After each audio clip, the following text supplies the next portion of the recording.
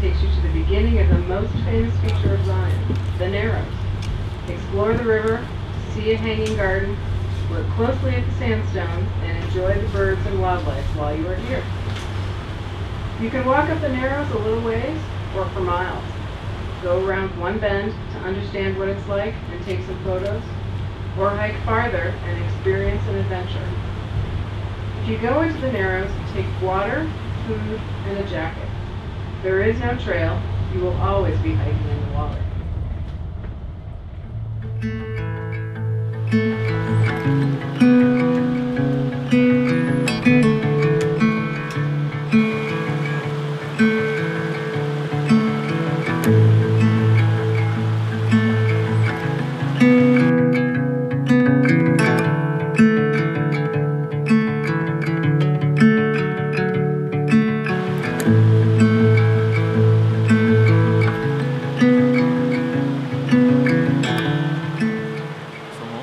To admit how badly I want my second shot of the day to turn out. It's a shot I've had my eye on for, goodness, this is the third straight year now. There's this massive cottonwood back here that peaks before everything else, and it always gives off beautiful, beautiful yellows. And it's got a large reflected light wall right behind it, so all the ingredients are there for a good picture, but composition is hard. The left wall of the river kind of juts in, and the right side has all these stones and sand where people hike on. But today, I think I got a good shot. I put a vertical sheet of Velvia on it, actually 3, and the water in front of it was very, very smooth.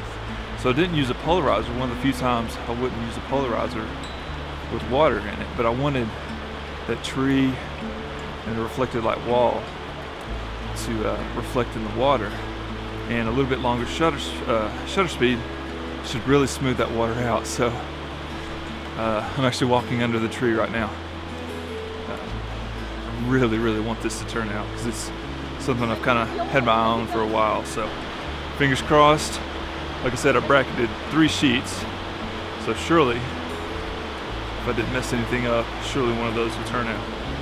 I'm excited about it though. I really hope it does. I want you guys to see it. So we're just hiking onward right now. I don't have any plans to shoot anything else the rest of the day.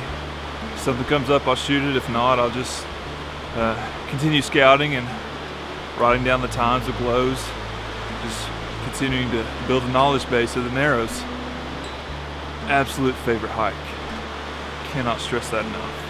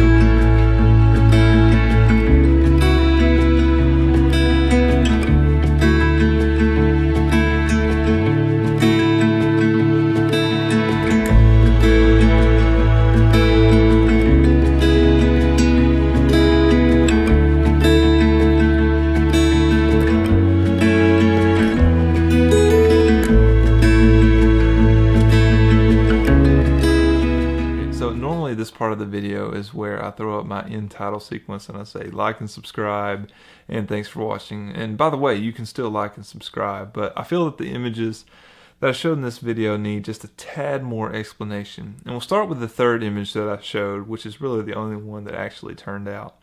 Now, if you follow Ben Horn's channel, you'll realize that about 2 years ago, he posted the exact same shot basically. It's I don't think it's made it into his portfolio on his website, but he did take the exact same shot. But I didn't copy him this time, and I can prove it. So we all know that I take cell phone images to scout. And here's the scouting image that I took of that particular shot. Now, if I go to the date and time, Look on that, Friday, November 6th. So if you go back and watch his videos, I think that was like maybe I took the cell phone shot a day before he took his shot, something like that. But I didn't copy it. There's no way I could have seen that shot before I took it. So, or took it on my cell phone. Not to say I haven't copied him before. Like the alcove shot that I have, yeah, completely copied him on that one. Blatantly. I mean, I've said that on the channel. That was the shot that inspired me to go to Zion. But in this particular case, I did not copy him. Just wanted to clear that up. Okay, on to more important things. The first image I shot, the black and white scene that was taken actually from the alcove. This is the second straight year that I have attempted that shot. The first year I tried to take it on Kodak Ektar, and it was just too long of a shutter speed. It's a mid-morning shot, and it's very windy in the morning in Zion, so the trees had a lot of movement in them, really too much to be usable. So this year I thought I will take HP5 Plus. I'll push it a stop or two depending on what I need to get about a half-second exposure. My thought was that would give plenty of movement in the water, give you a real sense of the rapids coming down. And it just didn't work out at all. First of all, this was the shot that finally convinced me to let HP5 go. It's no longer a film that's in my rotation. It's just got too much grain for my taste. But even without the grain, the shot just doesn't work for me. The motion, it didn't capture it for whatever reason. I actually tested the exposure. I took my video camera and just handheld it and took like a half-second exposure, 1 second exposure, 2 second exposure, just seeing what would give the most sense of movement in the water. And when I took it digitally, it worked out. But for whatever reason, it just didn't translate to film. Furthermore, those recessed areas, dark recessed areas on the right side of the image, those are essentially just black holes. There's very little texture in them, and I feel they're just very, very distracting. The left side of the image is within like a half stop of, all the values are within a half stop of each other, so there's really no interest in the trees over there. I do feel there is a shot here. I don't know. It may be I may have to go back and just shoot Delta 100 and let it go as long as I need to. The water will become silky, but maybe that'll give a better sense of motion. Or I may shoot color film on it. I may just have to move a little bit further up in my composition.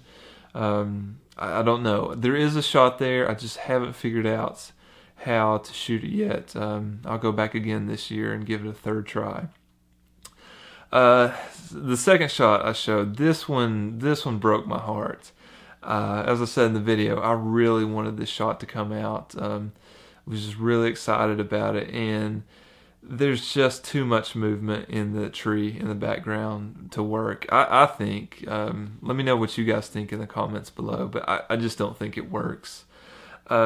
Which is really surprising. I was shocked when I took out all 3 sheets of Velvia. All the exposures were fine, but that motion in the background tree, I didn't see that as I was shooting. And normally I'm very good about picking up on wind movement, and for some reason I just didn't notice it as the shutter was open.